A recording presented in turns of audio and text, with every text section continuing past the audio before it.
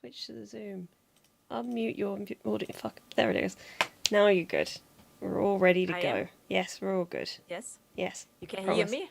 I promise that the audio is running and we're all good.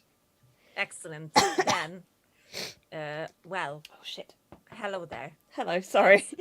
I didn't say oh shit, that was Katie. That was me. I just suddenly realised I should have had some tissues nearby and I don't. But it's too late now, I've started. That's fine. Are you recording on OBS? Because I do not. I can't record on OBS because I'm live.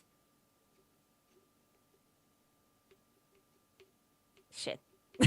I forgot to record it so I can upload it later on. I'm such a tell moron. you what, let's just get you record. Hi, Thinneth. This bit doesn't have to be on the audio version of the podcast. We can just start again. What's the fun in that? Hold on. I can do it. OBS. I knew I opened it for some reason. I just didn't remember one. So I closed it. Oh my gosh. Okay. I'm recording now. No, shut up. Hold on. Okay, I'm recording now. Well, hello there. Hello. This is completely this just was started definitely now. the first time we did this. To the people Yes. who listen to the audio version of this podcast. Thanks, Thinneth. Happy times. Oh. Anyway, what are we doing first? Do you want to introduce our podcast? Well, Is yes, that the first thing we do? We can do that first. Usually, Okay. sometimes we do a preamble, but we can just go straight into this bit first if we like. It doesn't really matter. What's the format? We don't have a format. What's the format?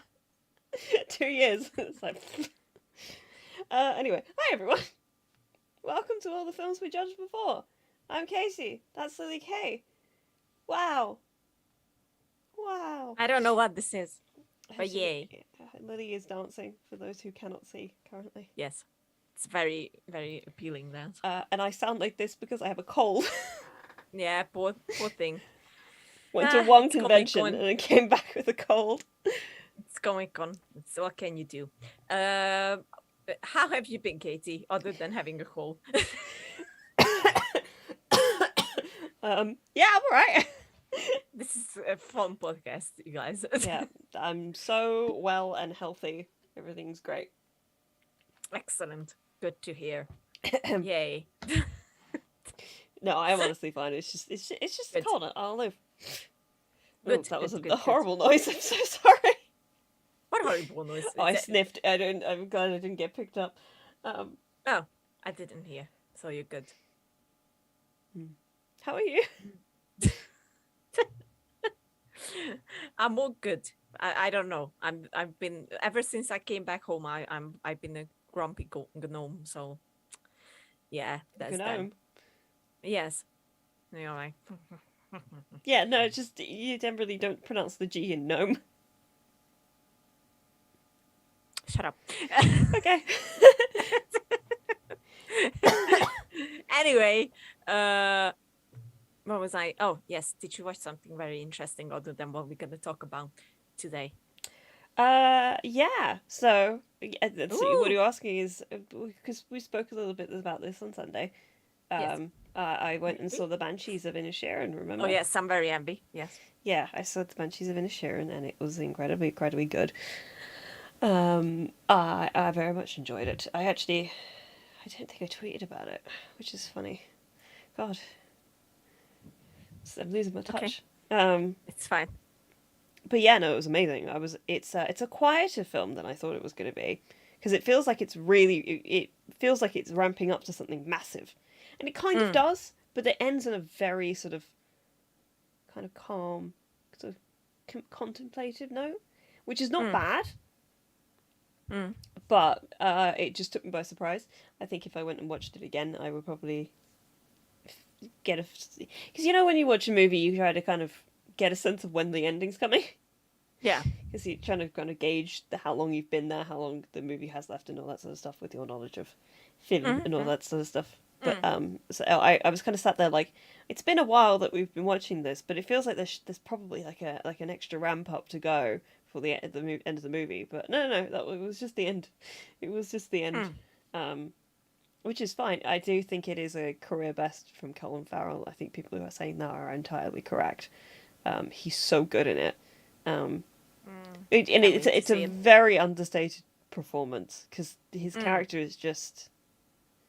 I mean, he really is just a guy, but that's the kind of the whole conceit of it. He is just, he's just a guy, and then all of this stuff happens, and the backdrop of the Civil War happening in the background, and oh my god, I need to double check her last name before I say it incorrectly. Please hold.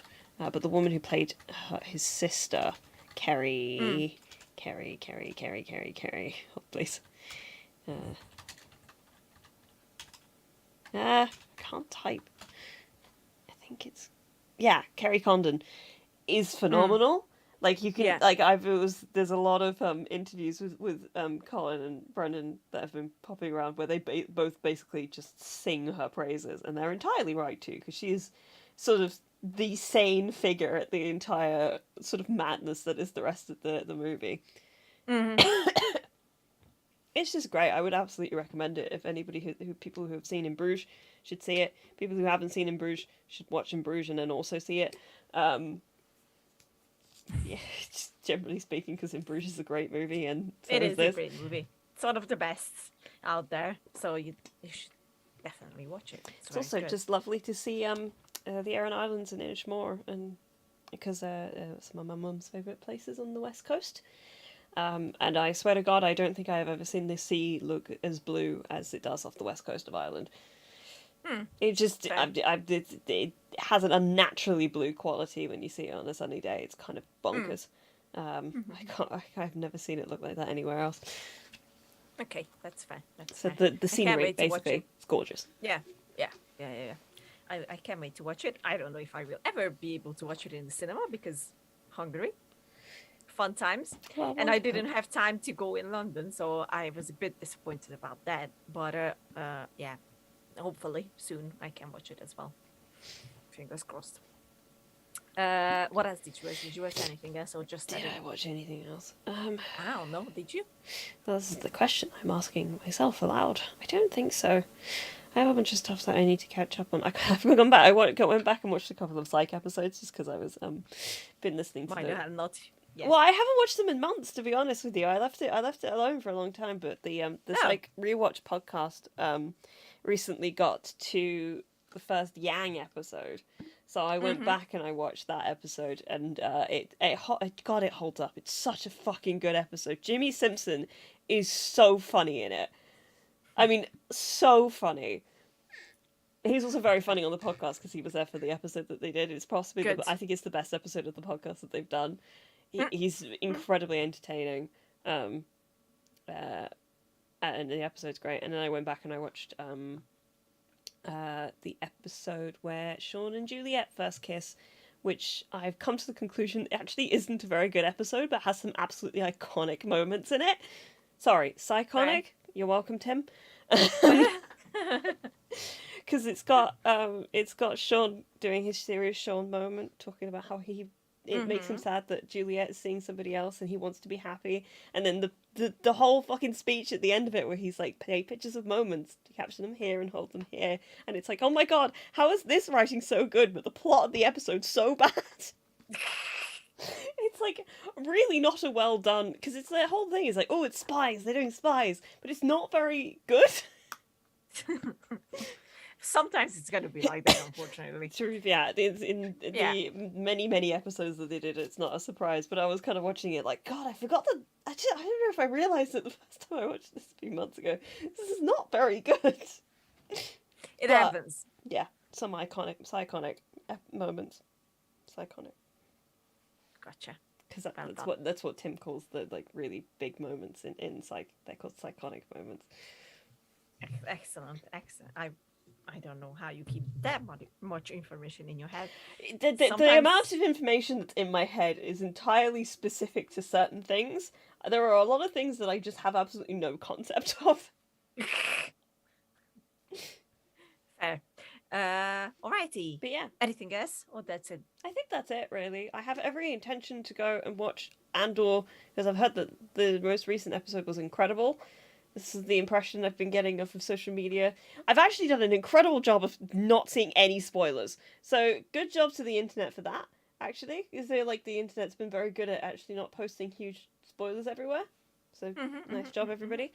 So I genuinely have absolutely no idea what's going on, which is nice. I have seen the fucking Imperial guy with the cereal. That's like the only thing I've seen, and I have no idea what the fuck that's about. Oh yeah. Yeah. It's like okay. Oh, okay, yeah. Gotcha. Yes. But yeah, I have every intention to catch up on it. And then definitely my we friend... have to talk about it with Elliot. So it's true. We're probably not going to be able to get around to that until like what, December at this point? Or I was just going to say your glasses are a little blockety, darling. Yes, I think it's going to be December, but yeah, it is how it is. It is what it is. It is. Yeah, and then I need to watch Interview with a Vampire, because my friend Ace keeps telling me I need to watch Interview with a Vampire, and they desperately want to yell at me about it, and I haven't gotten around to it. Did you watch the original one? I haven't watched the original one yet either. But I want to watch the series. Yeah, I think I want to. I've heard the series is incredible and does a lot of things to improve upon what the movie did. So watch the movie first. I do want to watch the movie. I have every intention, but again, I haven't got around to it. Maybe I'll do it this weekend. We'll see what happens. Good. I don't know. At some point. Yeah. I don't have the time for these things anymore, Lily. Oh my god. So busy. So busy. Busy. What have you been up to? What have you been watching? I don't know if we talked about this or not in the previous episode. Real quick, Thinness says last night episode was wild, and then he went, right, Lily, and then gave a couple of eyeball emojis. There you go, Thinness. Because she doesn't have to chat up, and I realised that I wasn't conveying that over to her. Oh, sorry. Yes, Thinness. It was. Okay. It was so good. I need to talk about it. Can't you watch it? I don't have time. I can't watch it. Just watch it. Just peel your eyes up and just watch. Take it in. There are not enough hours in the day anymore. Shut up. There's a very specific thing for me that I need to talk about. Desperately. I'm so happy. Me. So I don't know if we ever talked about this or not, or if I watched it when we recorded the previous episode or not. But if we did, then I will shut up. I watched The School for Good and Evil. Oh no, we haven't talked about this. I kind of wanted to. I thought about watching this just because Kit Young's in it, and obviously like Kit Young here because he is Jesper and everything. But Empire gave it 1 star, and I went, oh boy, Empire never really gives anything 1 star. Don't. Oh no. Just don't bother with it. Which is very fucking disappointing because I remember mentioning this as one of the things that I am excited about to come out. Yeah. It's so bad. I honestly was so shocked because I always check Empire's reviews. Because even if I don't necessarily like agree, I tend to be on the same vague wavelength. Even it's like if it's like a 4-star movie, I'm like, okay, it's probably going to be decent then. Or if it's a 3-star movie, I'm like, okay, I'll probably enjoy this quite a bit. But like they don't really ever do 1-star reviews, and I was like, shit. I guess it's bad. It is very bad. It's like, it's such a disappointment, honestly. Like, you have people like fucking Charlize Theron, Kerry Washington, and then Lawrence Fishburne, Kit Young, who are all great. But they deserve a so much better movie. The 2 young girls, God knows their names. I'm so sorry about them. That's how much attention I paid. Harriet, I think, is the... Oh, fuck it. It's alright, I'm doing it. You can do it. So we've got Sophia Ann Caruso, who plays Sophie, and Sophia Wiley, Agatha. Agatha, that's the one. Agatha is great. I think she's great. Sophia? Oh, it's a Paul Feig movie. That does explain a couple of things. It's just... I'm sorry, but I don't remember the last time that Paul Feig released a movie and everybody went, this is amazing. Yeah, no, it's so bad. It's honestly like, so bad. But the girl who played Sophie is just genuinely the most cringe that I ever watched. Like I even tweeted about this because they released a clip from it where this girl is slow walking into the Oh yeah, I saw hall that. and thinks that she's, the shit. She's not. It's cringe. I was Oh, cringing this throughout the whole poor movie. woman. I was like, She originated the role of Lydia Dietz in the Beetlejuice musical on Broadway. sorry, still bad. It was still horrible. Like, the whole thing was like, so yeah, do not recommend. I gave it 1 star in my little watch listing, so that's what I thought about it. Fucking hated it. I watched From Scratch. I don't think we talked about that. Did we talk about it? No. That's the new Zoe Saldana TV series on Netflix, Oh yeah. which is incredible. And once again, don't laugh at me. I did not know that, first of all, this is a true story. Second of all, it's a true story about how they fell in love. They are fucking soulmates, and the guy has cancer. And So which it's your she favorite survives. kind It's. of... I was so distressed afterwards. I was like, this cannot be real. And then he survives for 7 years, and then he falls back and fucking dies. And it's a true story. I was traumatized by this series. Zoe is fucking great in it. Everyone is fucking great in it. It's such a wholesome series, and it's very sad, but it's also very beautiful. So yes, if you want to cry your eyes out, watch it. It really is worth it. No, I think I've had my fill of crying my eyes out, so still from the Midnight Club. Honestly. This is worse because it's a real life story. Like, these people, well, ah. Oh my god.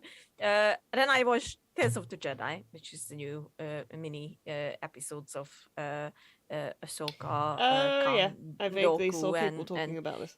yes, it's glorious. It's fucking fantastic, and I'm so happy with it. Especially with seeing more of my girl Ahsoka, who I love. So it was very good. Very happy. I watched it on the plane to London. So, that was my entertainment for the way. And then back home, and I was coming back home to Hungary, I watched The Barbarian, which is a new horror. I've been hearing really good things about this. It's fucking great. Like, it is, honestly. Yeah, I'm in a Discord server, and there's been a lot of chat about how good this is. And then somebody being like, I didn't quite get the hype, but like I think that was just an overhype issue. It's very good. It's very good. I did not think that it's going to go the way it did, which is already a good thing. And I love that they had like 3 different perspectives on the movie, which was very, very exciting. And I very much enjoyed it, but I watched it like this, just holding my hand around it so people don't see what I'm watching at some points, because it was disturbing.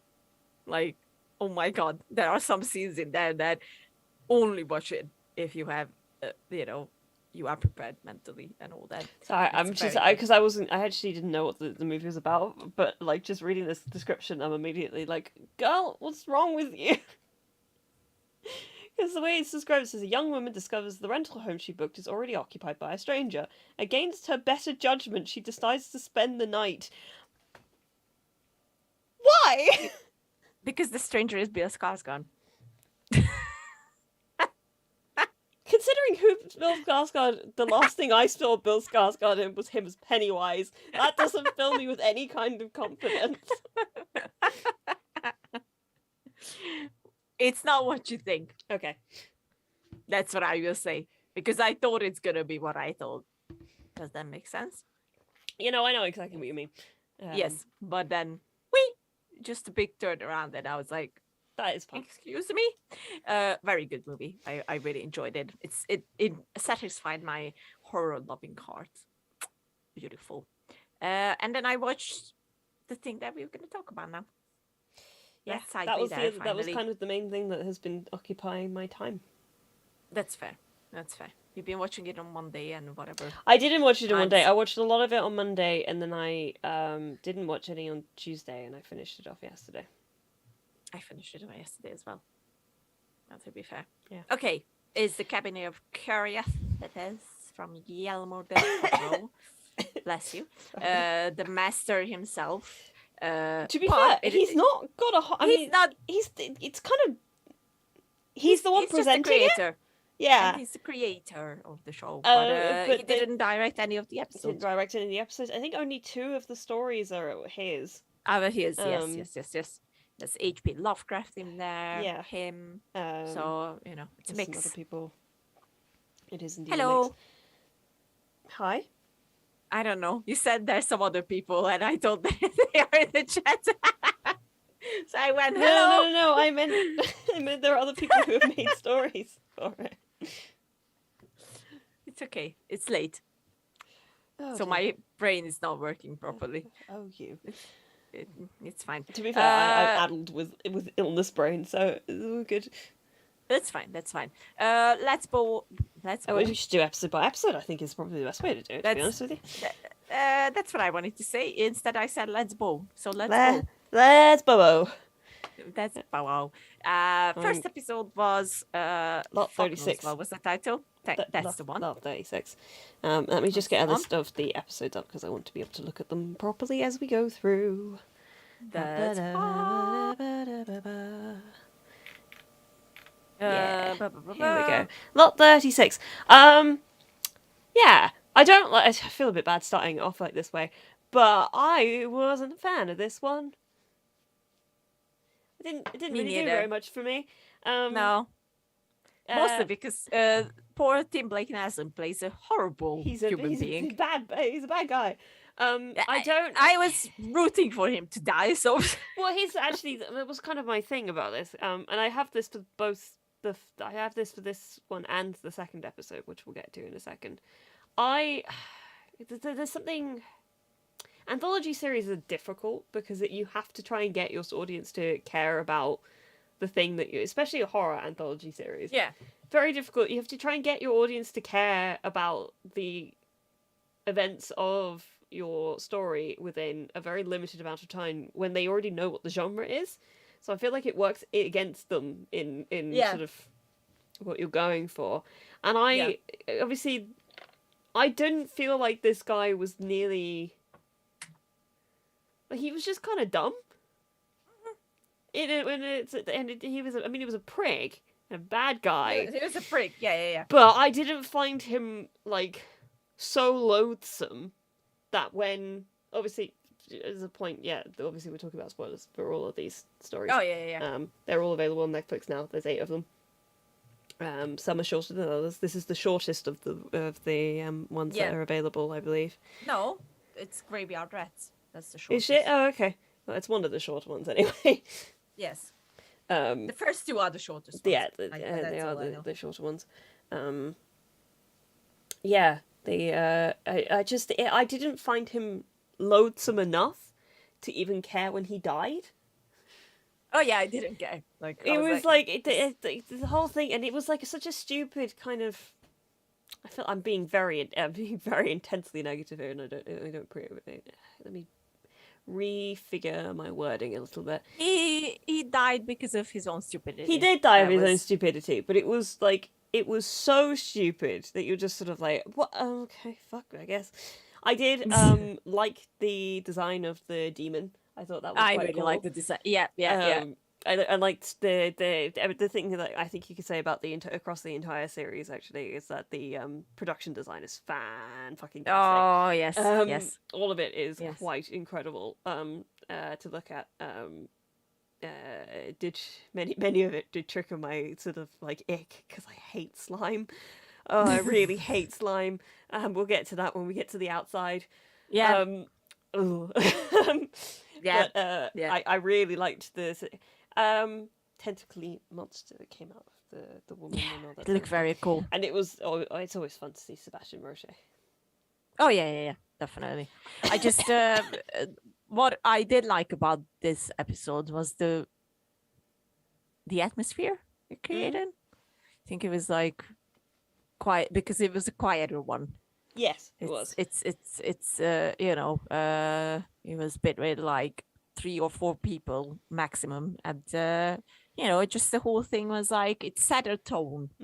And I like that they kept with that tone, but I can see this then again, being more effective as a written story. I think that's the big thing I can see it. Yeah. It's not. It's but and I think I should point this out for all of these.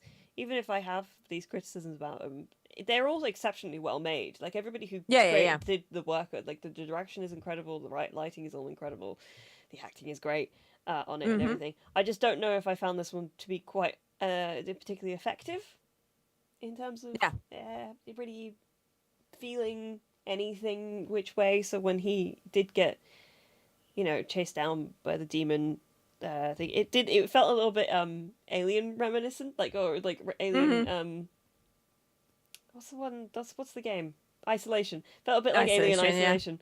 As he was running around all the corridors, like away from this thing with these massive tentacles. And it kept like popping up behind him, which I did enjoy. But yeah, I also feel like maybe it suffered from its shorter runtime.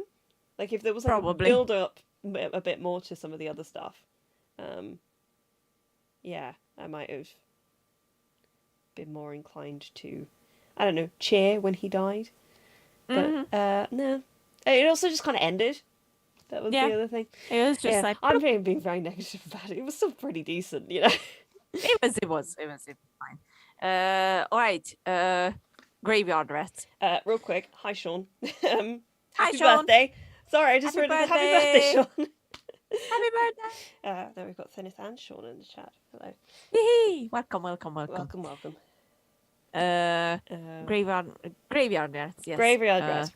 That's the next one. So this one gave me anxiety. Yeah, I was gonna say this will give you big time nightmares, huh? I was like, because obviously these were the first 2 ones that came out. Yeah. And I was able to watch them. Yeah.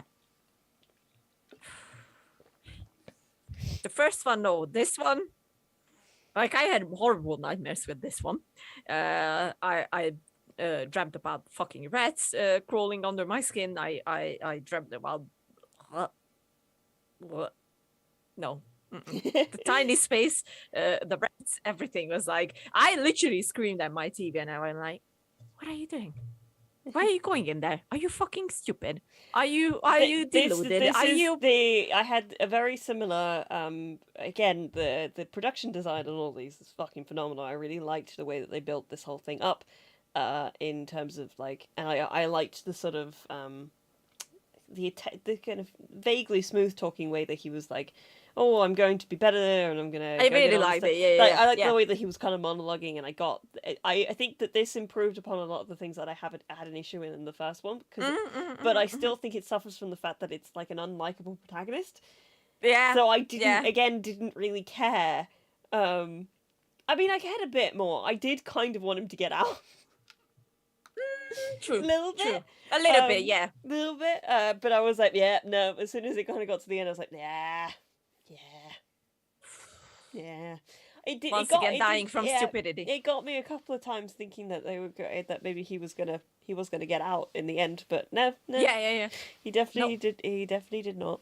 This didn't bother me in the because I haven't got a thing about small spaces. It just doesn't really bother me in any way, shape, or form. This sort of thing. I don't really have that sense of claustrophobia. Suffering. It was somebody referred to the giant rat as like a slightly more evil version of the rodents of unusual size from The Princess Bride. So when it popped up, I went, yeah, no, that's exactly what that looks like. And I think it kind of killed the mood a little bit for me. I didn't even think about that, but that's true. That's exactly what they look like. Yeah. But yeah, the guy was just, again, very, very stupid. Very stupid. Very stupid. Which is, I was starting to think like, are all of this gonna be like this? Because then, while I do appreciate it, and it's that Graveyard Rats especially reached its goal with me because I was You got a good properly scare. scared. It got you Yeah. scared, which is good. Yeah, which is good. Like that's what we want from a horror film, and you know, I was just completely dumbfounded by his stupidity and going into that tiny little hole just to follow what, a couple of gold. I get that, you know, you're in I depth, but do you think that it did a decent job of setting up the reason why he would go down yeah, there, because he has it in his head that he's built it up enough that he's going to be killed if he doesn't go ahead with this yeah, sort of thing.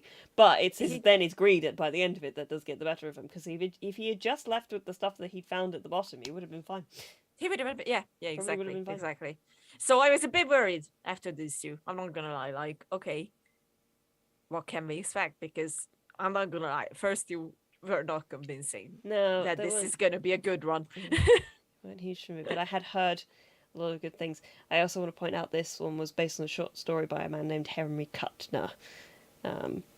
I just wanted to put that out there, just because one of the things I actually really liked about this entire series is the way that Guillermo del Toro comes out and kind of tells you the theme of the thing, Yeah, in a very yeah, sort of yeah, Twilight It was Zone-esque way, so good. and puts down like a little sort of trinket for his cabinet onto the thing, and then tells you the director with those little carved stone miniatures, which I really liked. I really liked the way that they the format of the entire thing. I just enjoyed Yeah. that a lot.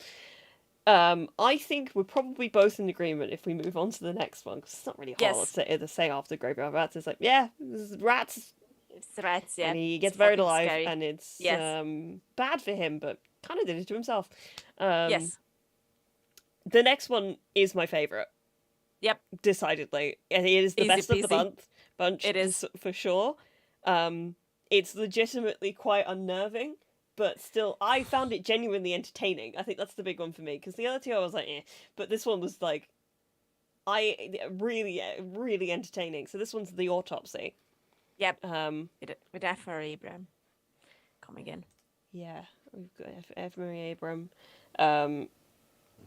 Who's so good. He's so good. So freaking good. Everybody in this, I just liked the way that this one was set up. I liked the sort of the framing, the narrative framing device of having him kind of come in, have the story told to him, and then getting to the autopsy. So you have all this build up to the point where you actually get to. So you have an understanding of what. They actually had time. Yeah, they had the time to kind of build the story slowly.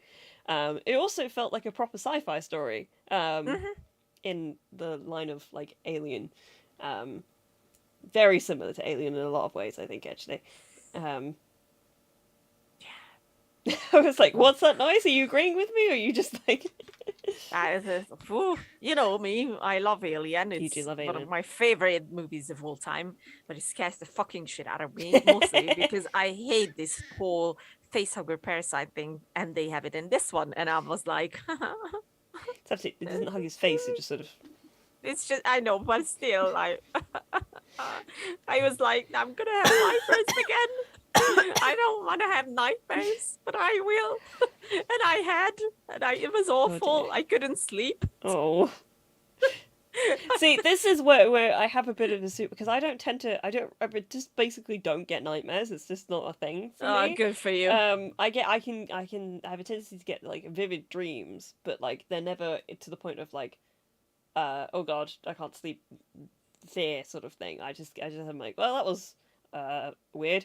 There's a very much a sense of like third personness to my dreams, in a way that I can't really explain very well, but yeah, I just don't get bothered by this sort of thing. I haven't really got the visual sense memory to be able to hold on to things for them to like come back and bite me in that way.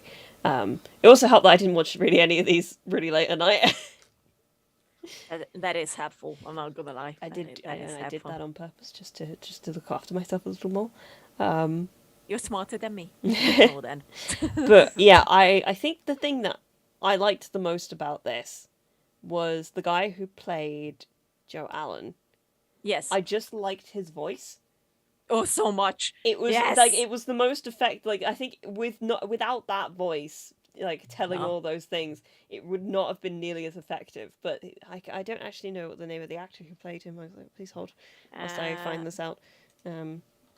It was Luke Roberts. Okay, that works because the name came up. I just thought he was fantastic, and I He really, was really, very good. really enjoyed. And I think it was nice having. You've got this bad guy, but it's not like faceless or just sort of like, bleh, there's an Yeah, yeah, intelligence to it. yep, And yeah. that I That's think what I makes it enjoyed as well. way more interesting. And yeah, Yeah, I loved how what was his name? Uh, Abraham's character mm, realized what he had to do to mm, stop the freaking parasite mm. to get out and do more harm. The whole it's because he needs our senses or it needs our senses and all that, and then it's a disgusting scene, but still it Yeah, had to be done. it's pretty gory. It's And very it gory. does it does show some pretty nasty stabbing. Yes, very nasty stabbing. So it's like, no, it's well. But it's such a good episode. I like the build up to it. I thought that it's going to be a skinwalker by the end, which reminded me of, which I never finished watching, but it reminded me of the, I think it's just simply called Monsters series on Apple TV. And the very first episode was about a skinwalker. And there's this YouTuber. I only watch, well, I mostly watch his videos about him reacting to scary videos. Special Ed, his name is, and he's always like, he hates it because everyone is like, it must be a skinwalker. And I immediately thought of that if this episode ends up being a skinwalker, I will lose my mind. So I'm so very glad that I was wrong. I say, okay, it's actually a parasite, which is a lot worse for me because I'm like, nightmares. But it was very good. I loved the conversation they had. Like I loved how Dr. Carl Winters, that was the name of his character, tried to stall the freaking alien to get into him. I very much am appreciative of anybody who can write good dialogue, like sparring dialogue of two people who are Yes. clearly incredibly intelligent and like kind of leading them, like trying to like poke and prod, and there's like a sense of arrogance on one side and then an actual sense of intelligence on the other. It's really funny. I can see how this one is. I could see how this one would be written as a short story as well. I just think it's also very effective in the medium that they've managed to put it in here as well. Yes. Bless you. The alien looks very disturbing. Yeah, the alien's got a real octopus kind of vibe. You know who would be happy with that? The Deep. Oh god. I had to. Yeah. But yes, very good. 5 out of 5 episode for me. I really enjoyed this one. Really, really like this one. I do think it's the best one of the bunch. Which is not to say that the rest of them go like down in quality. They just have No. I think I was so when this happened, when I watched this one, I especially like you said after the first two, I was a bit like, oh, God, I hope the rest of them are a bit better than this. So when I kind of really got into this one, and it was the first one that had like kind of a proper runtime, because the other ones are the first two are under an hour. Everything else here is about an hour, if not a little bit longer. It was like, oh, okay, here we go. Let me just settle in, and I'm going to enjoy this. Exactly. So well done. This is a good one. The next episode is The Outside. Good work, David Pryor. Oh yes, yeah. The Outside was directed by. We didn't see any of the directors. Yeah, so our first episode, the Lot 36, was Guillermo Navarro, and then Graveyard Rats was Vincenzo Nitali. Yes. They both did an excellent job in their own way as well. I can't pronounce her name, but Anna Lily Amirpour. That's the one. I'm not gonna lie, this one just annoyed me. I think that's kind of the point. I quite liked that there's like, obviously it's like the whole thing is a massive critique on the beauty industry and all that sort of stuff. Obviously, yeah. And an obsession like that with the idea of being perfect and all this sort of stuff. Dan Stevens' accent really made me laugh. Like, it's funny, this one. I think that's what's nice about this one. It is actually quite funny. It's Yeah, very silly. very. In a way that is intentional and fun, I think. But I really hate slime, really. There's I so much know. of it. I'm I just know like, you do. oh, This is all about slime. it's so much slime, and there's so much like close-up shots of people like, and that kind of squelching sound as people rub like the lotion into their skin. I was like, look. Uh, oh, you must have hated the viewing as well then. Yeah, I did have a bit of trouble with the viewing, and we'll get to that. We will get to that. Yeah, it just really just annoyed me, like, mostly because it's true. Like, we are so obsessed with how we look, and if you not look a certain way, then you can already start worrying about, oh my God, am I good enough? And hate the whole thing. I hate how they created this whole image of Dan Stevens being this very smug, very very good looking, very well spoke, businessman who's Your gonna. accent really is just so It's much. Hello. it's Hello. it's so I loved it. I loved it. Those were my favorite bits from the whole thing. Yeah. Because I had no idea how they're gonna bring in Dan Stevens. I saw his name and I was like, oh, Dan Stevens, okay. Yeah, it's yeah. But I hated the ending. I'm not gonna lie, I hated the ending. Like, you gotta kill one person who loves you as you are, and Well, yeah, that's the horror. I know. Fucking hated. It's very, Fucking hated it. very But symbolic. Well, no, and yeah, I think they're really. I guess in the part of my brain that feels logical is like, well, if you just left him, he could have seen your full transformation. It would have been fine. But no, the whole thing is that she needed to be able to set everything up to be exactly how she wanted it to be, and viewed exactly how she wanted to be viewed, and all this sort of stuff. yeah. Blah blah blah. Yeah, it was a. I did enjoy it, but like God, just the I know. I know, it's disgusting. bad sounds all around. I know it's not good, not good. But yeah, I think that's all that can be said about it. To be fair, it was all right. It was once again those, meh. I think it was. I personally feel like this one is much better than that. Than in the way that you're. I definitely rank it a lot higher than I think you probably are internally. Probably, Um, yeah. It's not my favorite by any stretch of the imagination, but I do think it's an incredibly effective, silly, fun. It is, but yeah, it's just I wouldn't rewatch it the way I would rewatch The Autopsy, Mm. for example. Yeah, the autopsy is very much. It's hard to compare anything else to the autopsy because the autopsy is kind of in its own league. Yeah, that's true. But yeah, let's jump to Pigment's model. Yeah. Okay. So interesting thing about this, I've been Yes. I've been going around reading a couple of just because I was curious about the kind of general reaction. So I read a few reviews.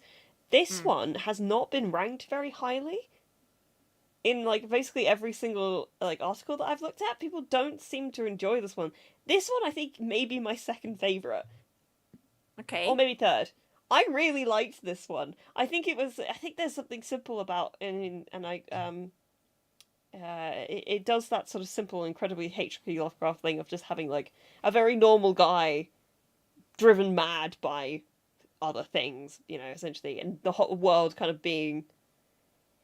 It does that thing of like balancing him being driven mad and then the whole world going mad and him being kind of the only sane one, if that makes any sense. And I liked that, and I think that Ben Barnes does possibly one of my favorite performances I've ever seen from him in this episode. Yeah, I agree. Crispin Glover's great in that incredibly insane accent that he does. Yeah. Oh my God, I had a hard time understanding him. I was like, what? Just like the thickest New England accent you've ever heard in your life. Excuse me. Um, What are you talking about? Yes, obviously H.P. Lovecraft was a racist and a terrible human being. he was. I do enjoy Lovecraftian stories, though. I like stories about people kind of being driven mad by sort of cosmic forces. I think that they can be done incredibly effectively. One of my favorite series is a series that Geek and Sundry did on Alpha called Sagas of Sundry, Madness, which was a H.P. Lovecraft-inspired sort of tale. which just is a lot of. God, it's so good. It's available on YouTube. Somebody put all the episodes up, so if you haven't seen it, you absolutely should. It's so fucking good. But I really liked this episode. Yes, my thoughts is that it was very good, but I kind of didn't like the ending of it. It's like, okay. I think I should also mention this episode was directed by Keith Thomas. Yes. And it was based on a short story by H.P. Lovecraft.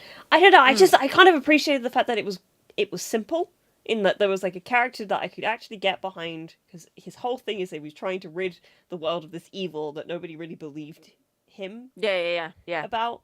And like when he was like, "Oh God, I've done it! I've finally done it! We're gonna, destroy them all. I've deleted them. I've deleted. I've eradicated this evil from the world. Pickman is dead. The artwork is destroyed. I'm going to go home."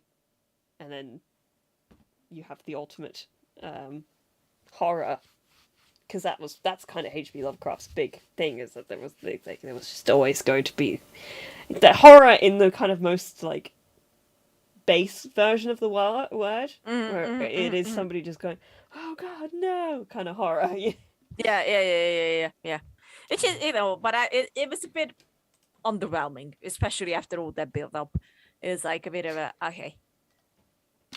I guess, Sorry. yeah. Then it said, "My own experience with cosmic horror is Scooby-Doo Mystery Incorporated, which did slap, to be fair." Sure. Thank you, Cindy. And Bloodborne, which, I think the Bloodborne are fair enough. Okay, fair. That's fair. So yeah, I was a bit like, I really liked the build up, and then I felt like it didn't really pay off in the end. So I was like, okay. But Ben Barnes was really good. I really enjoyed his performance. He was fantastic in it. He was fantastic. Yeah, I realised I haven't really seen Ben Barnes like in a leading role so much. I tend to see him as like either antagonist, like main antagonist, which is like fair. But like I know that Ben Barnes can do evil, and he does evil very well. Like very evil in the sort of like relatable antagonist kind of way. But the only times I've really seen him be like a good guy have been in like smaller roles. So seeing him be like the main sort of moral center of the piece, I was like, "Fuck, I love this. This is great." He's very good as a good guy. To be fair, like he really needs to get more roles. Dealt like such a bad hand. The man just like very highly honest, like, "This guy's stuff is fucking evil," and everybody's like, "Don't be silly." Yes. What are you talking about? But very very good performance by Ben. I just like this one quite a lot, actually. Okay. Probably more than it seems that most people did, but it tickled me in the correct way. That's fair. Dreams in the Witch House, which featured the lovely Rupert Grint. And it was once again the ending. I was like, oh. This one was directed by Catherine Hardwicke, director of Twilight. Nice to see her doing other stuff.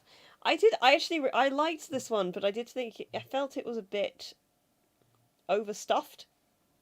It was. It didn't. I mean, I feel like I've made myself very clear on the subject. I love stories to do with dreams. Dreams in general as a storytelling device is decidedly my shit. I enjoy them very, very much, which is probably why I got some form of enjoyment out of this. But I didn't really feel like this one landed as many punches as I think it wanted to. Yeah. Because it wanted to be about the afterlife. Yeah. It wanted to be about lucid dreaming. It wanted to be about witches. That's witches, by the way. Yes, what did I say? Oh, you said witches, it just sounded like you said bitches. Oh. Nah. W. And fucking body horror as well. So it's like, I don't know how I feel about you. I think that the sort of... I think it was a bit with the you had like this story of a guy who could not accept the loss of his sister, so he kind of threw his entire life away, right? But then on the other side of it, you have this witch stuff, and like the two pieces when they were being played like individually were fun and like really good. I liked the witch and the kind Yeah. of whole chase and all that sort of stuff, and the bit in the church I thought was great. I really loved the woman who played the lady who painted. Yeah. Whose name I can't remember. Let me I think check. it might be this woman here. Nope, it's not her. I will check. Tanika Davis. Yeah, think. I thought it might be her. Yeah. Yes. I really enjoyed her. I think her performance was one of my favourites in the episode. Very good. And I really enjoyed watching Rupert Grint because I haven't seen him in I anything in know. a really long time. I know. It's like, oh, Rupert, hello.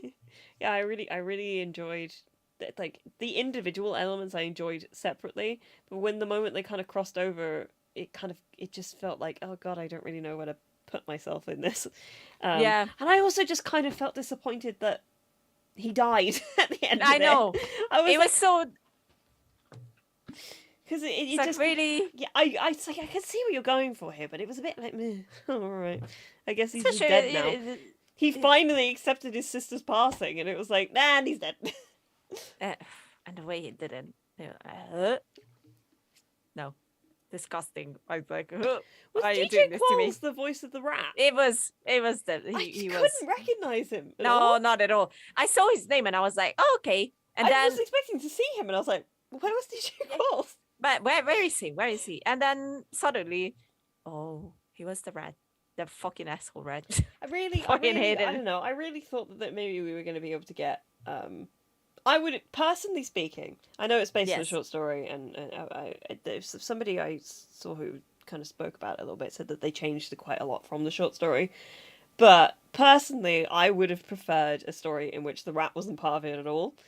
Exactly. And it was my same thoughts as well. Yeah. and it was just like this witch trying to get out, The and witch, her, yeah. then managing to keep her back, and him actually just going to get to live his life and maybe do something nice by the end of it. But it's H.P. Lovecraft, and H.P. Lovecraft didn't really write happy endings to stories, as far as I'm aware. No, not really. Even though it starts with, don't worry, this story will have a happy ending. Yeah, no, I knew exactly what I could, like, just because I have the voice, I kind of put that together. It was like, it's not going to end in a happy ending for him. It's going to end in a happy No. ending for the voice of the character, which it did, I guess, in many ways. He wasn't wrong, but like, ugh. He wasn't wrong, but it was so annoying. The viewing. Okay, yeah, decent enough episode, but could have been better. Yes. But yes, the viewing. This episode is fucking bonkers. I really enjoyed it in the sense of it was just insane. I had no idea what was going on. I was like, I mean, yes. So this was the only one that I had a sense of who the director was before I went into it. I haven't Okay. seen Mandy, but I do know the vibe of Mandy. Ah, yes, the Did Nicolas you- Cage movie. Yeah, this is by the same. It Okay, seems now to it be makes an sense. original story, and it was directed by Panos Cosmatos. Cosmatos? Yeah. It makes Um, sense now. Okay. Yeah, so going into it, the vibe is so him. Even just from the trailer I've seen from Mandy, it's like having even a taste of this guy's vibe, you're like, yes, of course, this is the guy who made Mandy. Yeah. It's Of course it is. Of course it is. This one's got quite a lot of cosmic horror kind of baked into it as Yeah. well, actually. Yeah. I I liked... like the. Oh, sorry, Yes, keep go ahead. No, you go. Go ahead. No, you go. I liked all the performances in it. I was going to say, I really liked all the performances yeah. in it. I liked Eric Andre a lot, and Oh, he was very good. the woman who played Charlotte, who I think must be Charlene Yu. Charlene Yi. Yeah, really liked her. I couldn't figure out what I knew her from before. I haven't actually looked it up. House. Oh, probably. That would make sense. Yeah, I really enjoyed her. She's also, very good. I enjoyed Everyone Sophia was really Boutella and everything. Yeah. Yeah, just a really great cast all around. Yeah, it's really just insane that we were talking about before with the slime. the moment she put her hand on it, I was like, "Whoa, please stop! I can't do it. It's just sensory bad, you know." I was immediately thinking about you. I was like, here it is. Just But the- you watched it before me, so I couldn't warn you. Well, I yeah, was like, this is the thing. I sent you a text. I literally, what was it that I sent? Hang on a second, I'm gonna find it. I went yeah, just finished the viewing, second to last episode. Absolutely fucking insane. yeah. That's basically the entire review. It's just like, that was bonkers. I really enjoyed it though. I did like how absolutely insane it was. Just like off the walls, like kind of this slow build to this like, oh, they're going to go see something. Very much baked into like the idea of the title and everything, because like, we're going to view something, and the idea of it not being them viewing it viewed them, and then melted a bunch of people. Yes. That's what Very it did. It disgusting. melted a bunch of people, and then Very disgusting. very, very funny watching Randall and Charlotte just escaping, just like fucking Yeah. desperately Did trying to this- get into the car. Did that Did just that happen? really happen? Yeah. That was so good. Yeah. It was You weren't a fan? no. No, I No, found the tiny little focus group I've seem to have pulled from this seems to be about split 50-50, because me and another person who I've been talking to both really liked it, and their partner and you clearly just were like, nope. No, it wasn't my kind of my cup of tea. I wouldn't watch but it yeah. usually, but like just out of like, you know, the context of everything here, I just was like, yeah, it's Yeah. a tad gory. It's a bit gory. It is a horror anthology. It is, yeah. It's a bit like There's a lot stuff of everywhere. There's a lot of things blowing up and people dying in horrific ways, and Yeah, goo and slime and yeah, ugh. disgusting. And then last but not least is the The murmuring. murmuring. I really liked this one. I really liked that it was put at the end. I really liked the fact that I love ghost stories that are explorations of grief. I think that's the best way that ghost stories are. You weren't a fan, I can tell by the look in your face. I really enjoyed this. I thought it was quiet and beautiful. And it got me a little bit at the end. I shed a tear. I shed a Oh. tear. I didn't. Which is a bad sign with me because I cry on everything. I couldn't cry on this. Thing is, I think my Flanagan ruined me because my Flanagan does grief beautifully, and this was just I don't know if this didn't. It's not like this did anything particularly new. Like it didn't really do anything new. To be honest, I knew exactly like the shape of the story is incredibly familiar, but I really thought that the performances from Andrew Lincoln and what's her fucking name? I can't remember her name. Essie Davis. yes, Were great. Yes. I think they played off each other very well. I thought that the relationship between them felt very lived in and real. Yes. And I liked the fact that at no point either of them was really the bad guy. It was just like two people who didn't know how to express themselves to each other properly. Like he's trying so hard to like maybe push a little bit just to see if she like figure out what her boundaries are, but like she just like shuts down entirely, and he doesn't know how to cope with that. And it's like nobody's the bad guy here, but I like the fact that the whole thing was her like having to go through like somebody else's grief in order to figure out her own grief. I thought it was very. I didn't mind the idea, beautiful. but then I checked who is the director. It's Jennifer Kent, by the way. This is the woman who made the Babadook. Yes. Did you not like the Babadook? I fucking hate the Babadook. Interesting. Fucking hate it. I hate that kid with all my heart. I was like, I haven't seen the Babadook, so I haven't got a sense. I just know that a lot of people really like it and thought that it was quite good. Murder immediately. Like that kid is the most fucking annoying child I've ever seen, and it annoyed me so much that I bet it's a good movie, but that kid fucking ruined the whole thing for me. I was like, someone kill him. I was literally like, get the Babadook, kill the kid, done, end of movie, happy ending. No, the kid lives. so fucking annoying. It was an abomination of whatever how you say it. It's No, that was alright. Abomination was thank correct. you. Thank you. I was like, oh no, I can't deal with this. I was so excited for the movie because I remember watching the trailer and be like, oh, this looks good. This is horror. Good thing. It's for me. Gay And then icon. I watched it. And I was like, kill me now. Just murder me. I was like, no, no, no, I can't. So from that day on, I'm like, I'm not watching you again. Never. No way. I don't want to see anything from this woman. And here I am. I watched this. So I liked it. I thought it was beautiful. not gonna lie, I was a bit judgy going into this, especially after I realized who is the director. I was like, no. I don't. I'm not gonna lie. I was a bit bored by it. Yeah, I think I see. This is the thing. I went into this episode knowing pretty much exactly what I was getting in for. I had read that it was the quietest and kind of most contemplative of all of them, and I knew that that was kind of the big thing. I was like, okay, this one's going to be a slow, methodical piece of storytelling, just about grief and all that sort of stuff. So I think knowing that going in definitely not skewed, but like, set me up for a certain reading of it. It prepared me properly, I think, before going into it. Ready to accept it in the form that it was. I liked the form of the idea that birds were carrying that birds carry the voices of the dead. I don't know if it was as effective. I like this.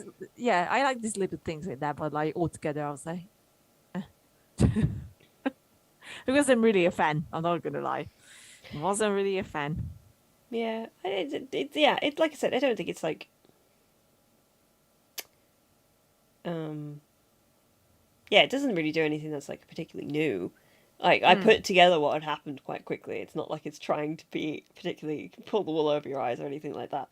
I just really thought that they played off each other incredibly well, and I cared about They them were as really people. good. They were really. I don't know. Yeah, I just let it go halfway through. I'm not gonna lie. I was like, okay. I read a couple of reviews. The thing is, I don't think you know when I've read a couple of people on Letterboxd who weren't a fan of it. They were kind of like, "Why did they end the series with this one?" I was like, "No, I kind of like the fact that they decided to go quiet for the end of the series." Because, like I said, I really like ghost stories that are about people holding on to things that they can't let go of. It's very much in the Hill House genre of what a ghost story is about, like the different forms of ghosts. As there's things that haunt, like just ideas that haunt people, not necessarily like, and grief and all that sort of stuff. I think those are the best kinds of ghost stories. I just really like the moment at the end where she steps out of the house and the birds kind of like surround her, and it basically just like lift her, like kind of free her a little bit of the thing that's been trapping her, so that when she finally like expresses herself properly, like I want to talk about her. The little tiny tear. I was like, fair. It touched me. Fair. I think the reason why I couldn't even, tear up about it is because I really lost interest halfway through. I was like, okay. It really didn't had that hold on me that the previous one had. So yeah, it was like I really like the two of them together. It was really good, but that's about it. All right. How would you rank the episodes if you would have to rank them? Oh God. Okay. Let me. I gotta think about this properly now because I haven't actually done this for myself. I think, kind of obviously, I'd put the autopsy at number 1. Same. I would either.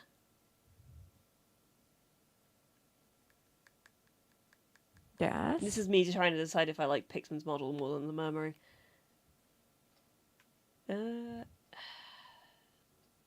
No, I think I'd put the murmuring at number 2. It just is one of those stories. It's the type of story that I really like. I like quiet and contemplative stories quite a lot. So I think I'd do the autopsy, then the murmuring, and then Pickman's hotel. I keep calling it motel. It's model. Model. Pickman's model.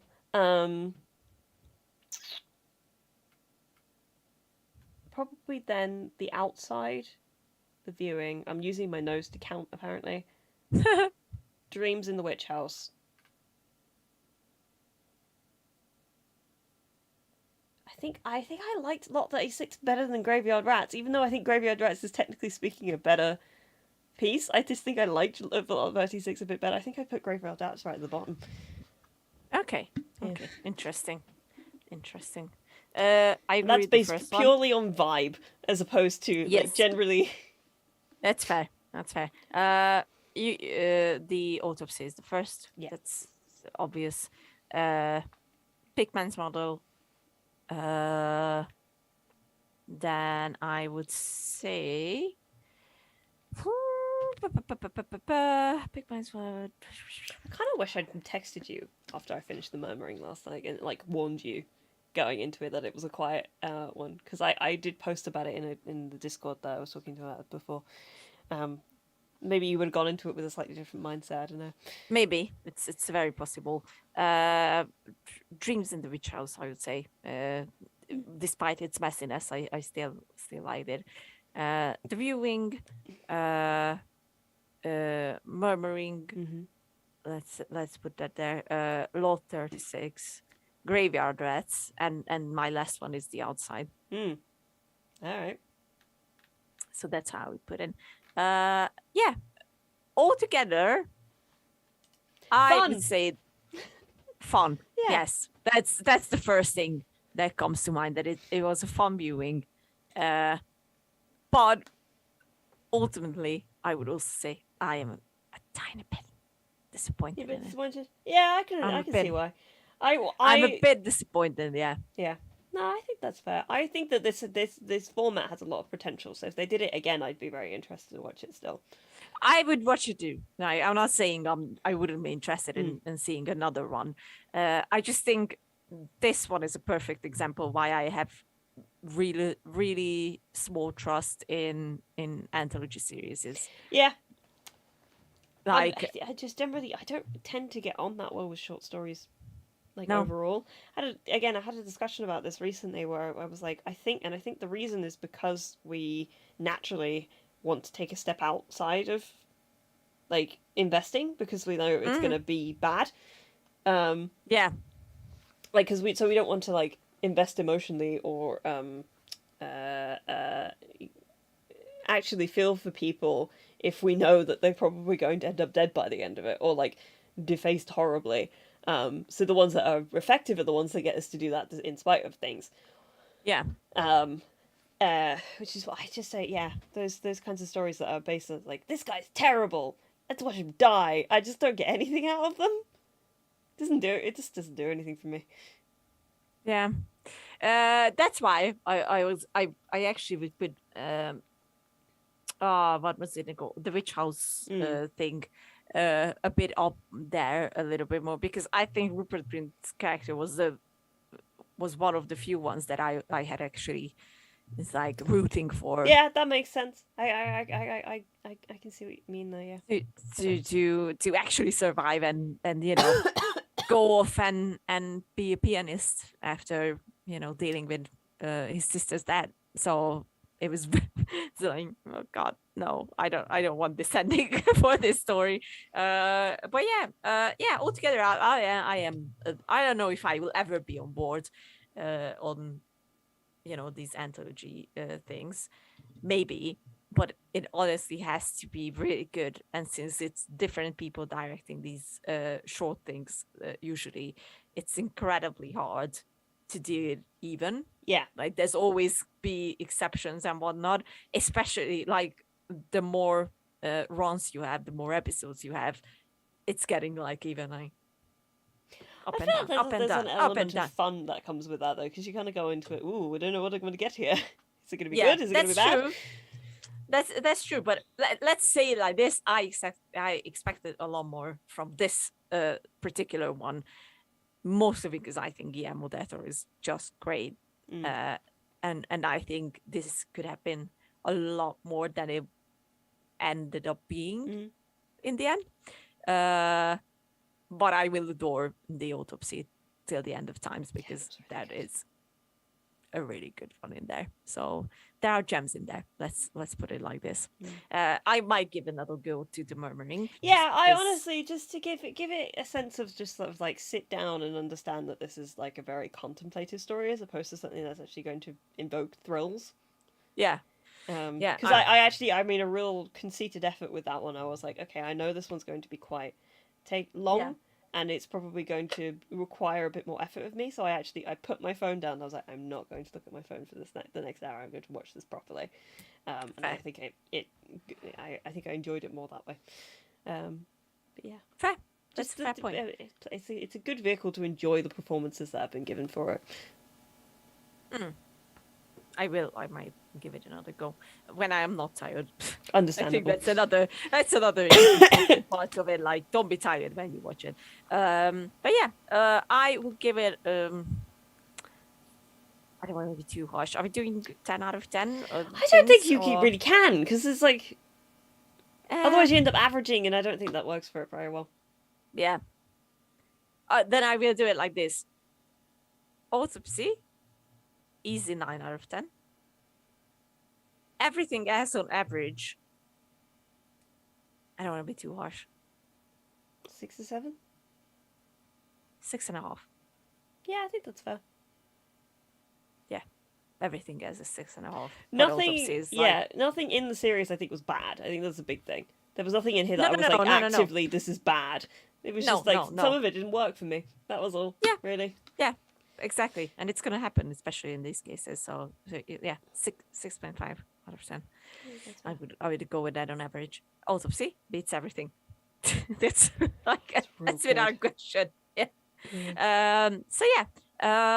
I think this was us for today. Live streaming about Guillermo del Toro's The Cabinet of Curiosities. And next time we're going to talk about Black Panther, Wakanda Forever, which we're going to review the next time you're going to see us, guys. That's a very good point. I need to figure out when I'm going to get the time to see that, because I'm away next weekend. Oh, you are? But it is next weekend. And it is. So I do actually have a bit of time.